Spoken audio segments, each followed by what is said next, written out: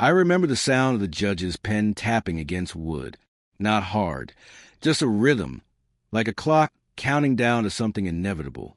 The courtroom smelled like old paper and floor polish, and the fluorescent lights made everything look washed out, too bright and too cold at the same time. My ex-wife sat 3 rows ahead, flanked by her attorney and her mother. She wore a navy blazer I'd never seen before, the kind designed to look vulnerable and professional all at once. Her shoulders were tight, but her chin was up, confident. She thought this was already over. I sat alone on the opposite side, hands folded on the table in front of me. My lawyer, a quiet man named Greaves who billed by the quarter hour and never wasted a word, had his briefcase open but hadn't touched it in 20 minutes. He'd told me 2 days earlier, just sit still, let them finish talking. So I did. I watched the bailiff adjust his glasses. I watched the court reporter's fingers move across her machine like she was playing an instrument. I didn't look at my ex-wife, but I could feel her glancing over, checking to see if I was nervous. I wasn't. Not anymore. The restraining order had been in place for 7 months. 7 months of walking into rooms and feeling people's eyes shift away. 7 months of canceled project meetings, whispered conversations at the hardware store, friends who stopped returning texts. She built a story, screenshots of messages I supposedly sent, testimonies from people who claimed I'd followed her, shown up unannounced, made her feel unsafe. The documents looked convincing. Timestamps, locations, details. Except none of it was true. Her lawyer stood to call their final witness, a co-worker of hers who would corroborate the timeline.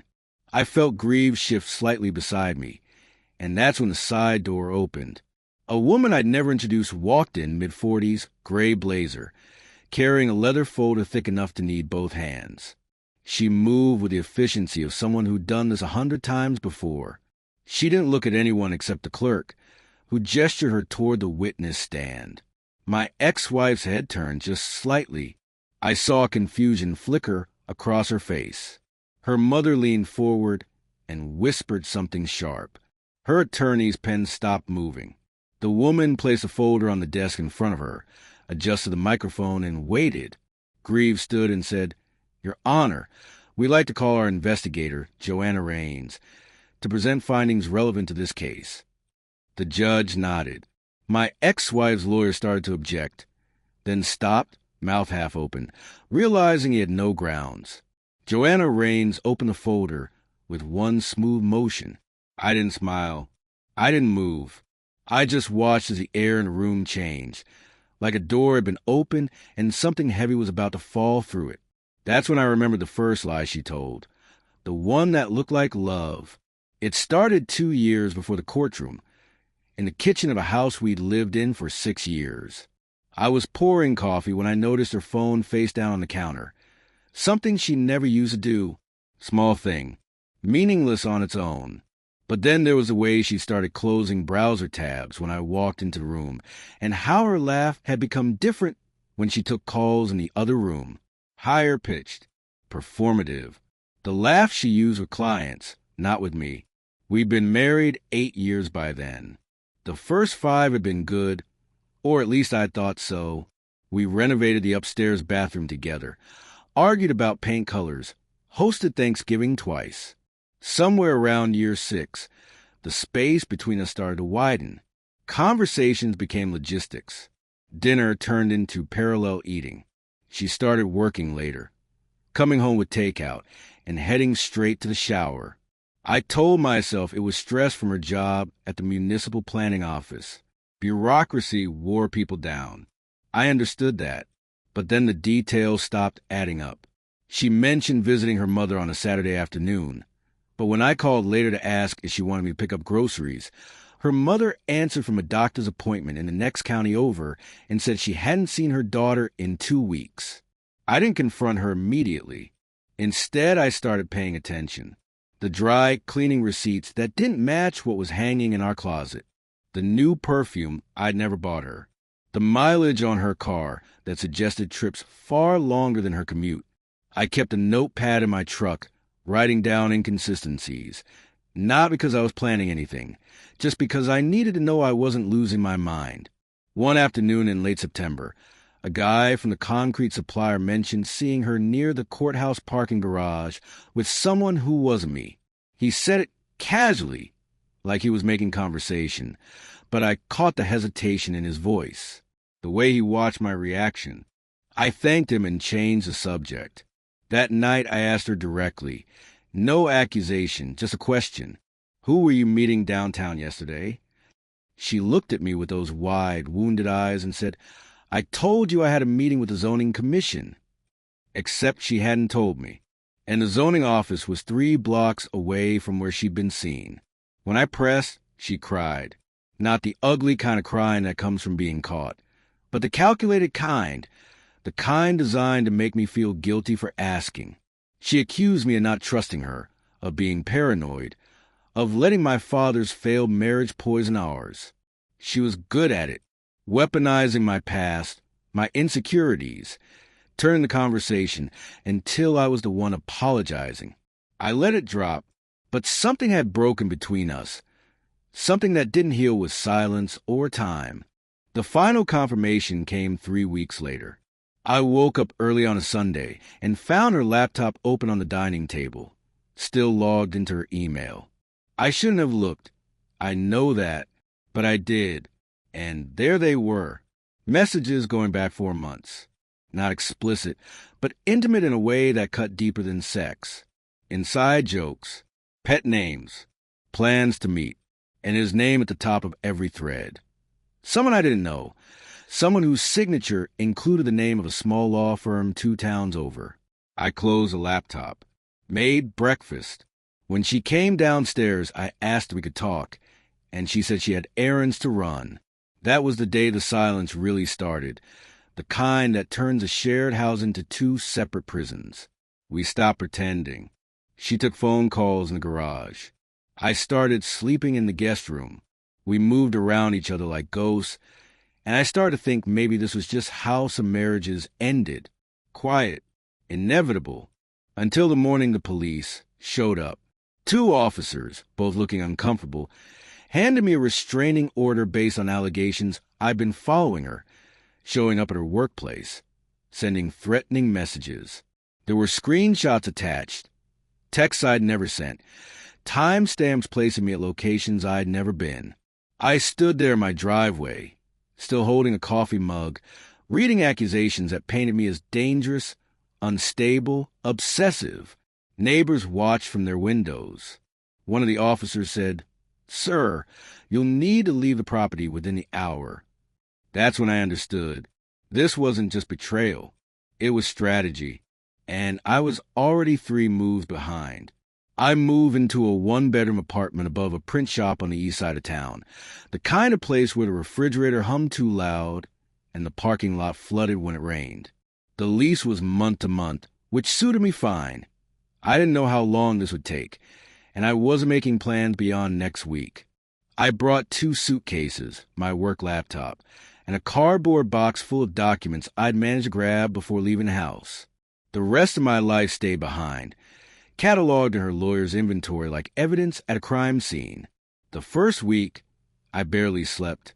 I'd lie awake listening to delivery trucks rumble past at 4 a.m, replaying every conversation, every argument, trying to find a moment when she decided to destroy me instead of just leaving me. Because that's what this was, not divorce, but demolition. The restraining order wasn't about protection. It was about control. It kept me away from the house, away from our shared accounts, away from any position of credibility. While I was banned from coming within 500 feet of her, she was free to craft whatever narrative she wanted. And she did. I heard it secondhand, the way you always hear these things.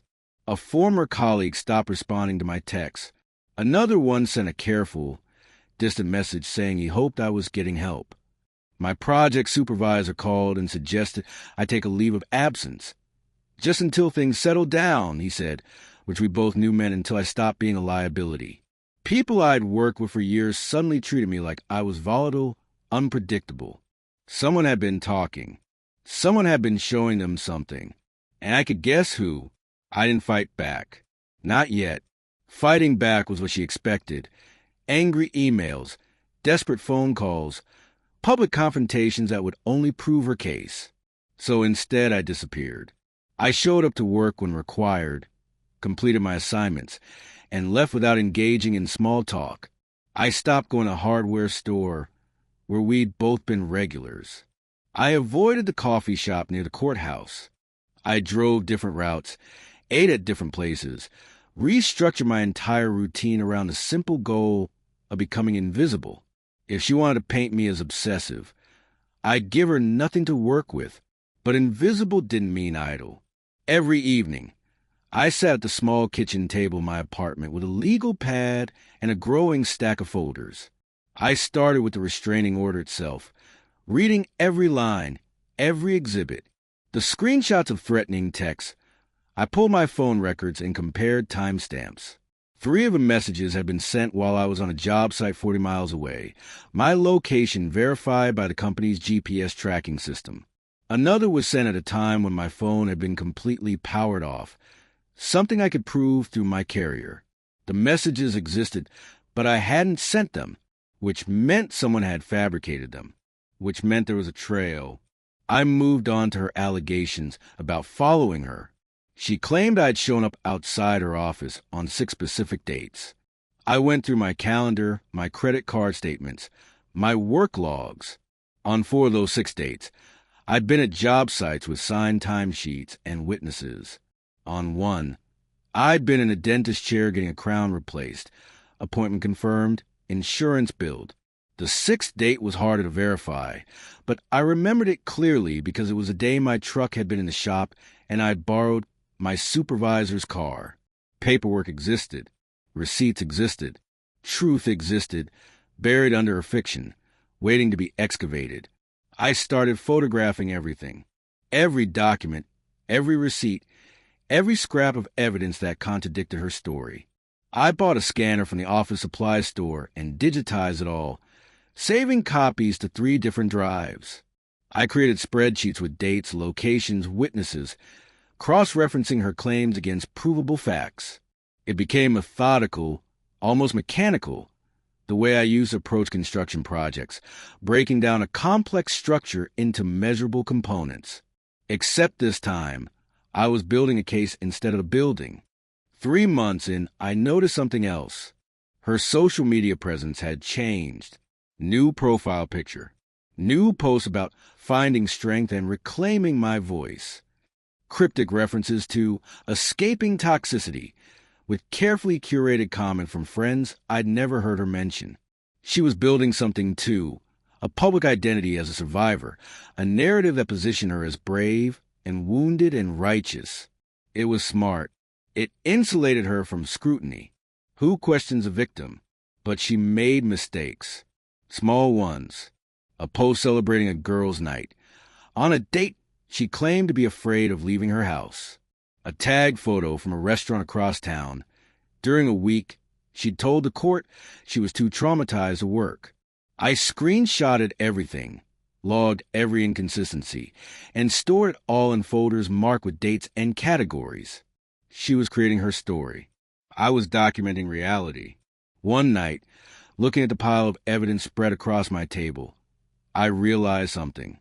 If she built a case designed to destroy me, I could build one designed to expose her. But I couldn't do it alone. I needed someone who knew how to gather evidence that would hold up in court, someone who couldn't be dismissed as bitter or biased. I needed a professional. So I started looking for a private investigator. I found Joanna Rains through a referral from Greaves, the attorney I'd hired after a restraining order was served. He didn't recommend her enthusiastically. Lawyers never do. Too much liability. But he mentioned her name while reviewing my folder and said, if you want documentation that'll stand up under cross-examination, she's thorough. That was enough. I called her office the next morning and left a message.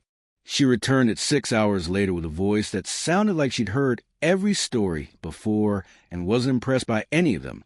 We met at a diner 40 minutes outside town, the kind of place with vinyl booths and coffee that tasted like it had been sitting since breakfast. She was younger than I expected, maybe mid-40s, with wire-rimmed glasses and the efficient posture of someone who didn't waste time on pleasantries. She ordered black coffee and listened while I laid out the timeline: marriage, affair, accusations, restraining order. I showed her the folders I compiled, the spreadsheets, the screenshots. She flipped through them without comment, occasionally making notes on a yellow legal pad. When I finished, she looked up and said, "You've already done half my job. Why do you need me?"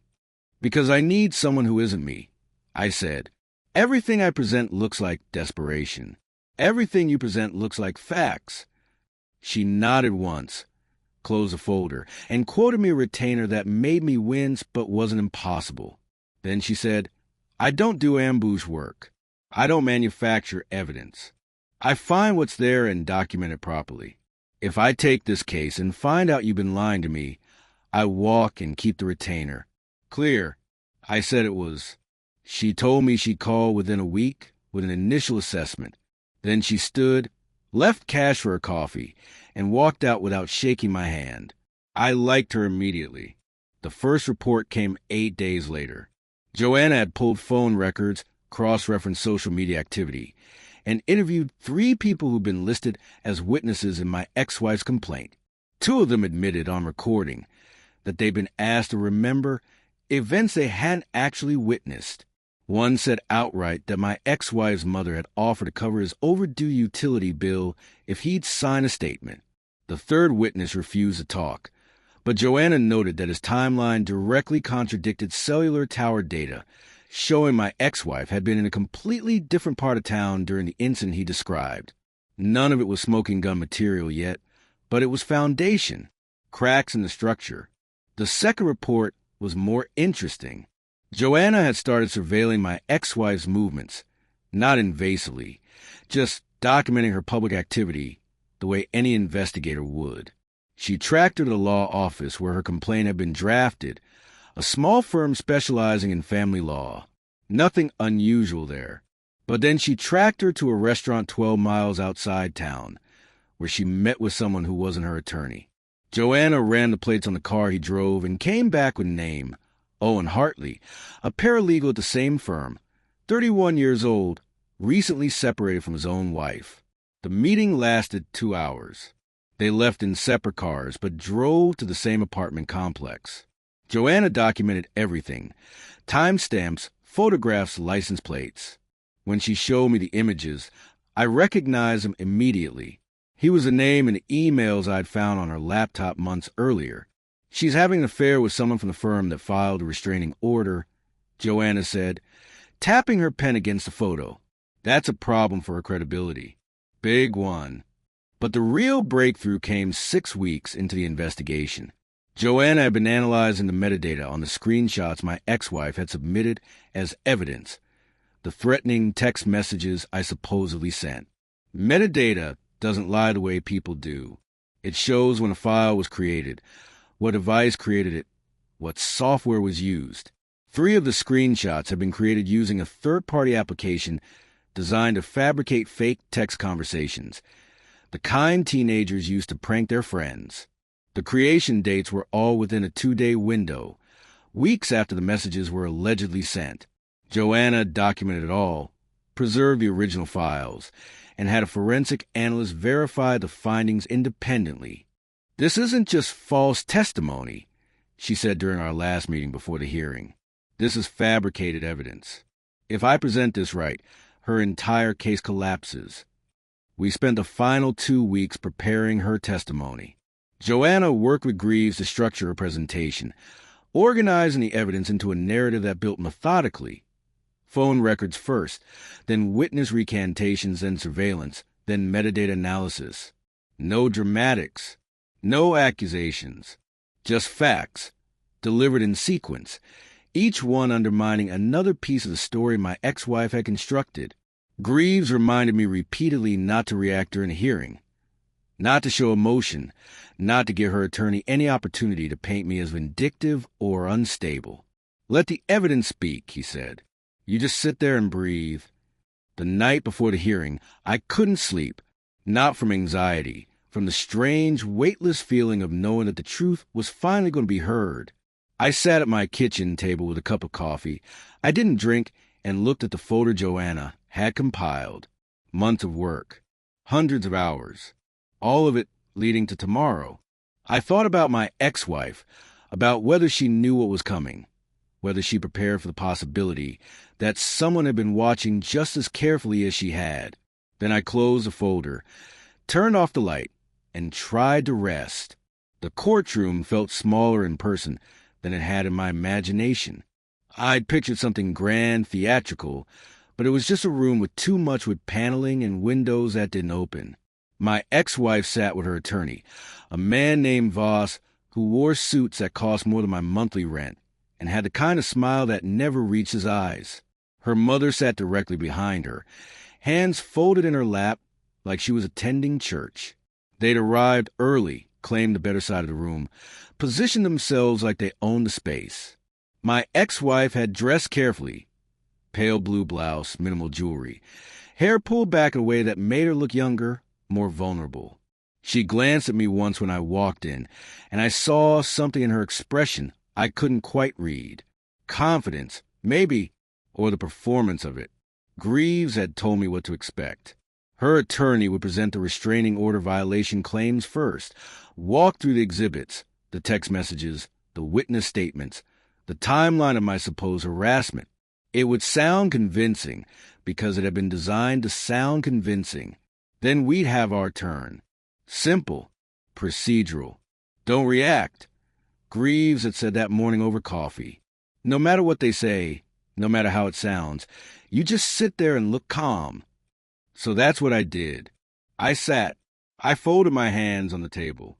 I watched the judge review documents and listened to the court reporter's machine click and hum like some kind of mechanical heartbeat.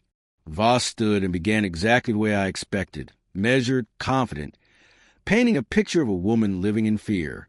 He walked the judge through the screenshots of threatening messages, pointed to dates and times, referenced my ex-wife's testimony about feeling unsafe in her own home.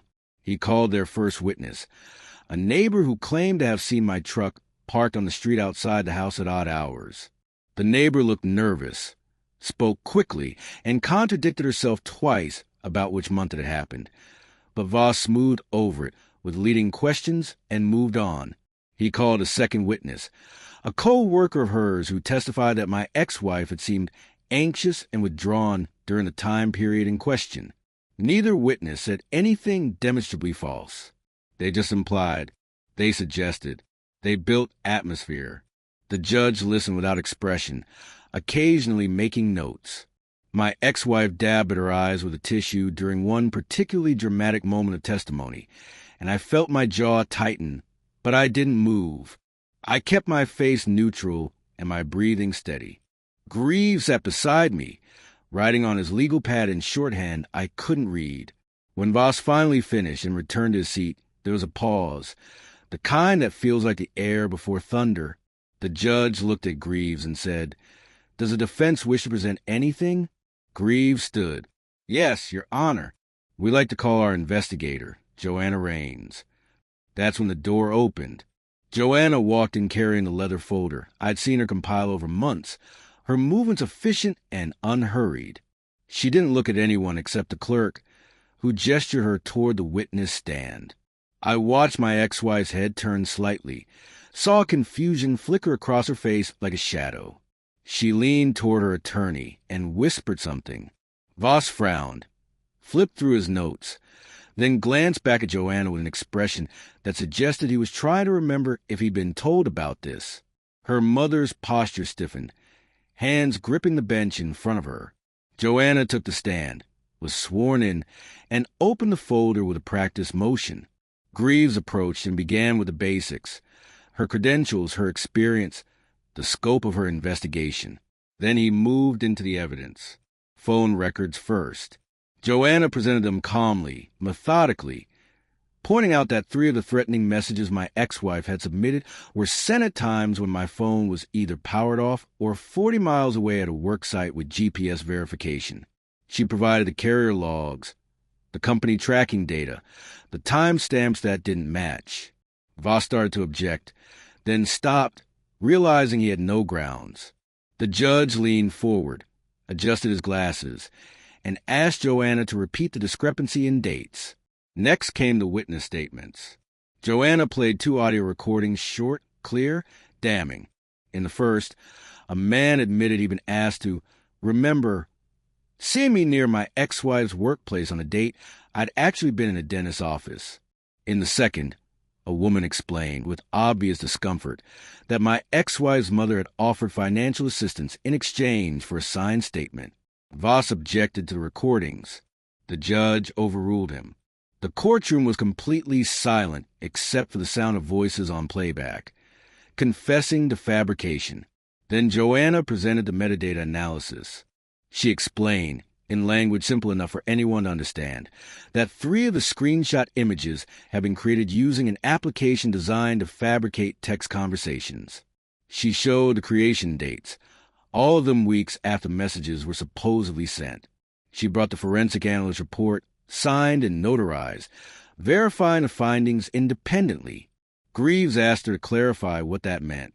Joanna looked directly at the judge and said, "It means the evidence was manufactured. These messages were never sent from the defendant's phone." The air in the courtroom changed. I felt it shift, like pressure dropping before a storm. My ex-wife's face had gone pale, her hands clenched in her lap. Her attorney was flipping frantically through documents, trying to find something, anything, to counter what had just been presented. Her mother had stopped moving entirely, frozen in her seat, like someone who just realized they'd walked into the wrong room. Joanna wasn't finished. She presented surveillance photographs next, my ex-wife meeting with Owen Hartley, the paralegal from Voss's firm, the man whose name had been in her emails months before any of this started. Multiple meetings, documented over weeks, culminating in visits to the same apartment complex. Greaves let the images sit on the table in front of the judge for a long moment before asking, "Ms. Raines, is Mr. Hartley connected to the legal team that filed the original restraining order?" Joanna confirmed that he was. The implication hung in the air, unspoken but unmistakable. Voss stood to cross-examine, but his questions were scattered, defensive. He tried to challenge the metadata findings and got lost in technical details he clearly didn't understand. He tried to dismiss the surveillance as irrelevant and was reminded by the judge that credibility was very much relevant. After 10 minutes, he sat down, his confidence completely gone. The judge called for a brief recess. When we returned, he didn't waste time. He reviewed the evidence presented, noted the inconsistencies in the original complaint, and dismissed the restraining order entirely. He added, almost as an afterthought, that he was referring the matter to the county prosecutor for potential perjury charges. My ex-wife stared straight ahead, her face unreadable. Her attorney gathered his papers quickly, avoiding eye contact. Her mother stood and walked out before the judge had finished speaking. I stayed seated while the courtroom emptied. Greaves shook my hand, told me he'd send the final paperwork within a week, and left with his briefcase. Joanna collected her folder, nodded once in my direction, and followed him out. I sat there alone for a few minutes, listening to the building settle into quiet. Then I stood, buttoned my coat, and walked out into the late afternoon light. I didn't look back. There was nothing left to see. 3 years later, I live in a small house near the coast, the kind of place where you can hear gulls in the morning and smell salt air through open windows. I left the city 8 months after the hearing, took a freelance consulting position that let me work remotely, and drove west until I found a town where nobody knew my name or my story. The house isn't much. 2 bedrooms, a deck that needs refinishing, a garage I converted into an office. But it's mine. No shared accounts. No contested ownership. Just a place where I can close the door and know that nothing behind it is hiding from me. I don't talk about what happened very often. When clients ask why I left my previous firm, I tell them I want to change the scenery, which is true enough. Sometimes over coffee or during long project calls, the conversation drifts toward trust or patience or the importance of documentation, and I'll mention, carefully, that I learned those lessons the hard way. Most people don't press. They sense there's a story, but understand it's not one I'm offering freely. Once, a project manager asked me directly how I stayed calm during disputes, and I said, "Truth doesn't need revenge. It just needs time." He nodded like he understood, and we moved on. I heard, through a mutual acquaintance, that my ex-wife moved 2 hours north and changed jobs. The perjury charges never went anywhere. Prosecutors rarely pursue those cases unless the stakes are higher than family court, but her reputation didn't survive intact. People talk. Small professional communities have long memories. I don't follow her life. I don't search her name online or wonder what she tells people about those years. Whatever story she's constructed, whatever version of events lets her sleep at night, it's not my concern anymore. 6 months ago, I received an email, her name in the sender line. No subject heading, just a blank space where an explanation might have been. I stared at it for a long time, cursor hovering over the unopened message, trying to decide if there was anything she could say that would matter now. Apology, justification, regret. None of it would change what happened. None of it would give back the months I spent rebuilding credibility or the relationships that never recovered. So I deleted it without reading it and cleared the trash folder immediately after. This morning, I sat on the deck with my coffee and watched the ocean flatten out under windless sky. The water the same gray-blue as the photo Joanna had carried into that courtroom. My phone sat face up on the table beside me. No notifications, no urgency. Somewhere in the distance, a boat moved slowly across the horizon. I finished my coffee, locked the screen, and let the silence remain. Not because I'd forgotten, but because I'd finally stopped carrying it. Closure doesn't announce itself. It just settles in quietly, like morning fog lifting.